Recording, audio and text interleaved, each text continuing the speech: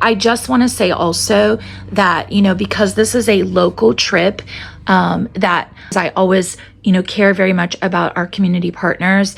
And it is very important to me that we maintain positive relationships with our partners, because I'm so grateful that we have businesses and community partners that want to engage with our students. I think this is some of the best type of learning that our kids can do, is to go out and experience things. But I also see that, when we do that it's very important that we have good communication about how we can prepare our students, and also some more communication about academically what our students need to understand about how we're engaging with the curriculum outside of school when they get there, so they sort of understand what they're supposed to be learning from that experience. Good morning. Welcome back to my channel. My name is Charlotte, and this is the Trauma Informed Teacher. I post videos weekly about teacher lifestyle, teaching tips, and ways that you can make sure to have a healthy work-life balance, which at this point in the year, I know is a challenge for all teachers. It's getting down to the end of the year. We have 2 weeks of school left. One of those days is a half day. And the students are, amping up. They're excited for summer. They're excited about all of the fun activities that we get to do at the end of the year.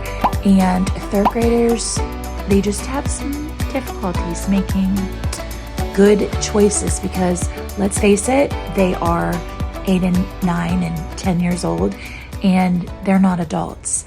This week, we had a lot of different things in our schedule. I absolutely love my group of students this year.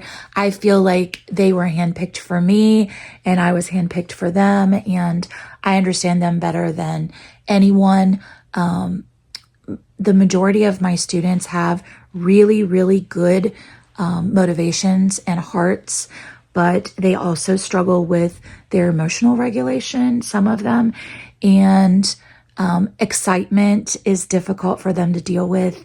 And so, I had to deal with some of them we went on a mini field trip. It was a very quick end of the day experience, and they were already tired. For my students who take medication for attention, their medication was wearing off. It was really kind of setting them up for not the best experience. I feel like as adults, a lot of times we expect kids to make decisions that are appropriate for kids that are much older. And then we're surprised when we put them in situations where we're really setting them up to make mistakes. I think so much about childhood is exploring and making choices and realizing what happens when we make certain choices.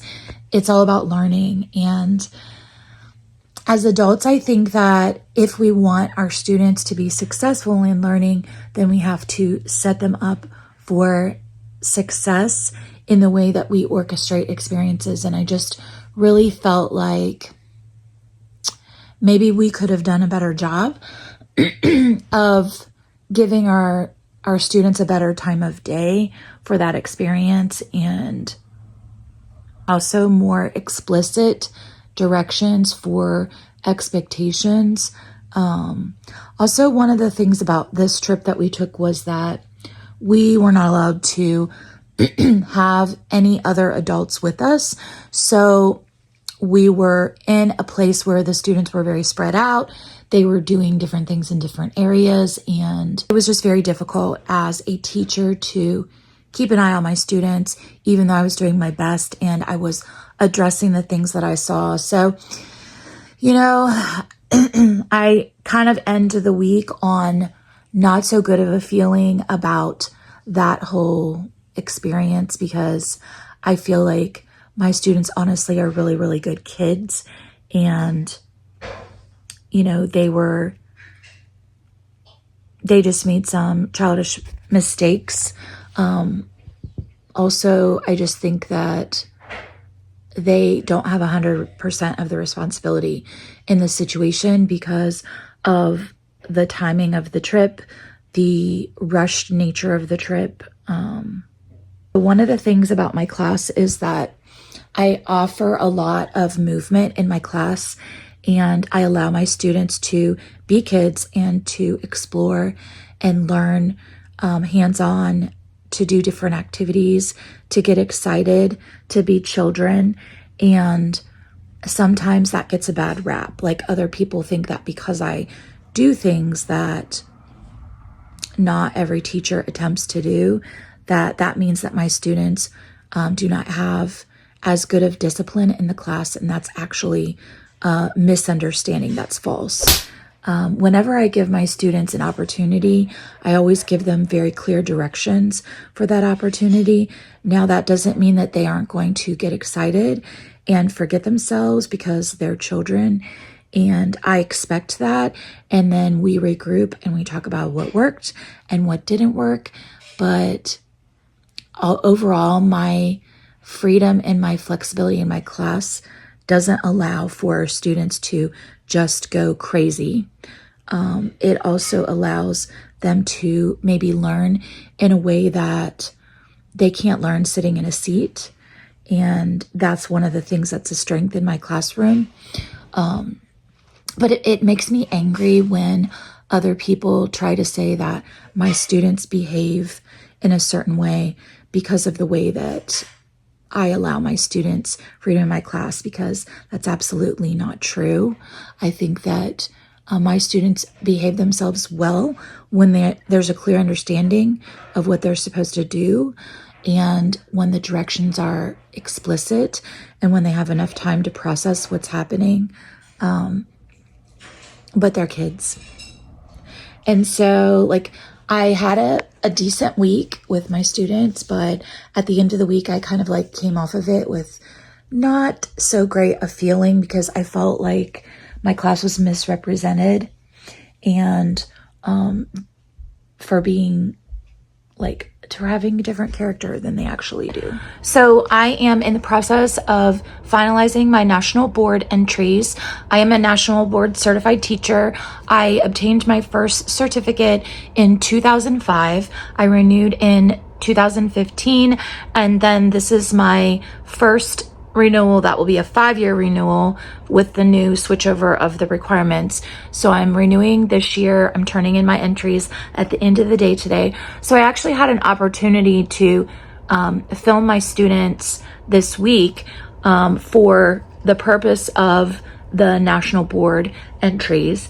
And I'm going to show a clip of that, but I'm going to filter out the student faces due to the fact that it is a national board entry, to prove my point about how movement is handled in my classroom and how freedom is handled in my classroom. Today we're going to be looking at some pictures that I took when I went to Zimbabwe, Africa, okay?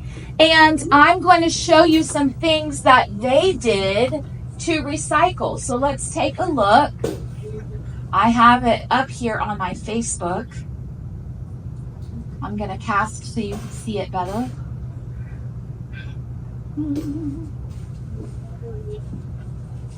Okay, so I went to a bunch of schools when I was in Zimbabwe, okay?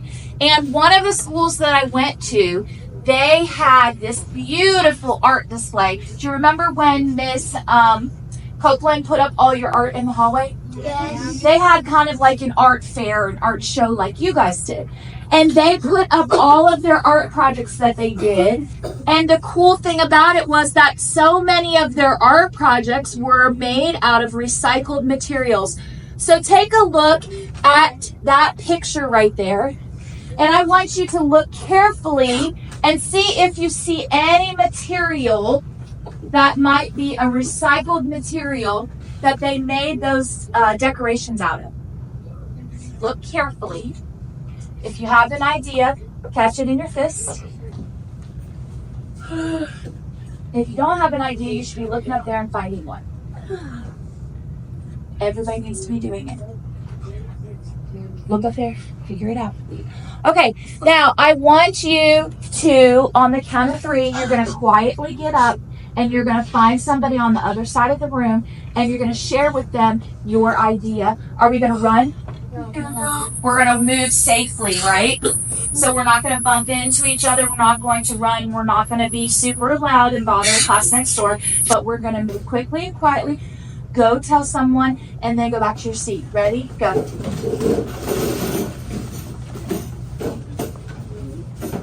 Aubrey, you too. Just go over there on that side. You can tell me if you want. What do you think? One of them is on the plastic bag. Yeah.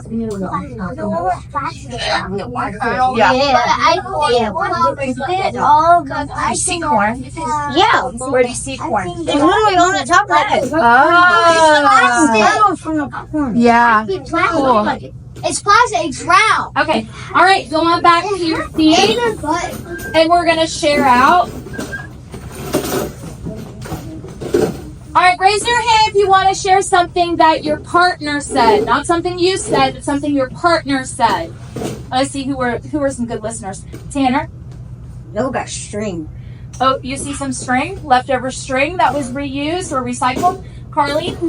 Buttons. Okay. Is that what you were going to say? Kiss your brain. Something different? Yes. Plastic. Plastic pieces. Okay, what else? Yarn.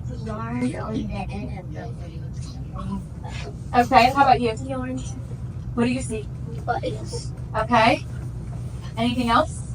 Layla said corn. Okay, I think she might be right. There might be like little pieces of corn in that one up there. And then I see like, were you talking about this one?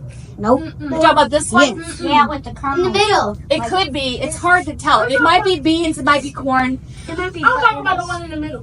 Oh, the one in the middle? The full yellow one? Down here? Uh-huh. Cool. It looks like a... Okay, so the fascinating thing about Zimbabwe was that all over the country, I saw examples of where people were recycling. They are so smart about how they do things. And one of the reasons they have become really good at recycling and reusing is because the country does not have very much money. There aren't a lot of people that have jobs. Only certain people have jobs. So in order for them to survive when they need something, often they make it. They'll find trash and they'll turn it into something they need. So you can see from that clip that although my students were working in partners, they were walking around the room, there was no chaos. All the students were on task. They were doing what they were supposed to because I set things up for my students in a way that they know exactly what good movement looks like and exactly what their job is and what I don't want them to do. And my students are actually very controlled in these types of activities. The next activity I'm going to show you is a partner activity where they were working on creating posters to illustrate the meaning of vocabulary, which is a high impact strategy according to research for prepping students for the article that they're about to read. They read an article about recycling in other countries, and then they read a partner article about recycling and some new scientific breakthroughs that are happening in that type of research to be able to use recycled materials for building things. And our final skill that we teach third graders is how to take two texts and not just read and comprehend a text for what it's telling us, but also to figure out how the key details are related to one another. That's really what we're working towards all year, is to be able to have kids compare key ideas from two different texts. So that was the last thing that we taught in our Ready curriculum, and I am following up with an activity similar to that, but that I created out of my trip to Zimbabwe, having students use two new ZLA articles that talk about this topic, and then comparing the key ideas and doing a comparison and contrast, which at the end they did a paragraph writing about their learning. This is high interest. This is very closely aligned to our Ready curriculum, even though I'm using materials outside of the curriculum. And the students are highly engaged, that you'll be able to see in the next clip. You have to be able to explain why it has to do with gelatin. If you don't know why it has to do with gelatin, don't use that as an example because you're going to have to explain whatever you put on there. Do you know why the cupcakes are there? Click into it and do. Can you visit? Click visit and let's see what it says about gelatin there. Go down. Gelatin. Okay, your turn. Okay, read this right here. What's that say? Gelatin is no, the other way. I'm gonna draw the Product made from animals, bones, and skin. Used to I am some EW says do.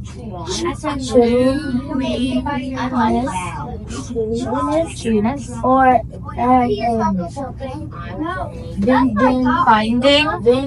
Binding. Tana, that's not working. It's not they working. are from more foods than gelatin,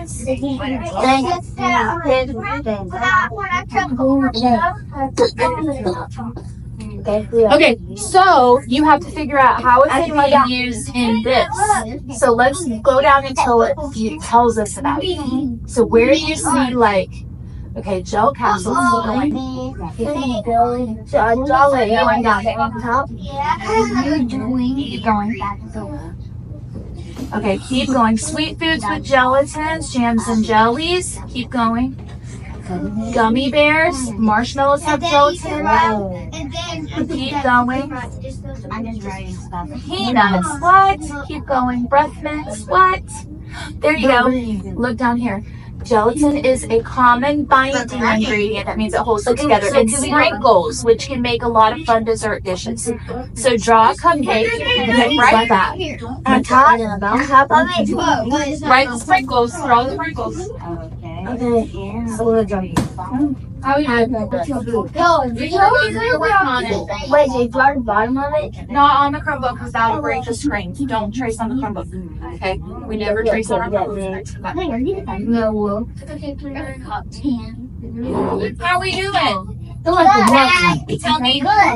Tell me about your idea. Ready? Read. This single-story home in Indonesia was built partly with shredded recycled diapers. Turning diapers into building materials could help the country meet two needs. It could make housing more affordable and reduce waste, researchers say. And then it just tells you who did the photo. Okay, so if it's reducing waste, that means it's using less trash. Okay, so instead of throwing these diapers into a big hole in the ground called a landfill, they are finding a way to make houses, and they need more houses there in Indonesia. They have lots of people and not enough houses. Okay, all right, so they're solving a problem. So let's come over here and let's use the chart and write down a key idea of how they're solving a problem in the story, or the diaper house. Somebody tell me in the passage, the diaper house, what did we just read that they're doing to solve a problem? I like the people that are participating. I need all my people in this class to participate, please. Okay, Noah? Make housing more affordable. Okay, what does it mean, affordable? Noah? Like, it doesn't only take money. Yeah, it doesn't take a lot of money. That's a problem in a lot of places. They make housing more affordable, which means doesn't cost too much. Able to afford it, right? See that? Able to afford it, able to pay for it. More affordable by recycling diapers into houses. I want to emphasize that this is not the way that I teach just for an observation or the way that I teach because it's a national board entry, but I'm highlighting my everyday teaching in these clips. This is what I'm about. This is how I teach. You might see students in my class sometimes with some unstructured practice time, but I'm still very aware of what my students are doing at all times. And as long as I understand the expectations and I can break it down for my students very well, then my students are also able to meet the expectations and behave the way that they're supposed to in any setting. So I think that one of the biggest takeaways for me from this was that I didn't feel that I was appropriately prepped to be able to give my students the right instructions to make sure that they did what they needed to do on this trip. And also because I didn't anticipate how rushed the directions would be, that I wasn't able to give my students that ahead of time processing time so that in their minds they knew exactly their jobs when they got to the place where we were going on the trip. I just want to say also that, because this is a local trip, that I have I have remorse for, whenever my students make bad choices outside of the school building. I know that represents us as a school and as a district. And, I feel bad that those events happened because I always, care very much about our community partners.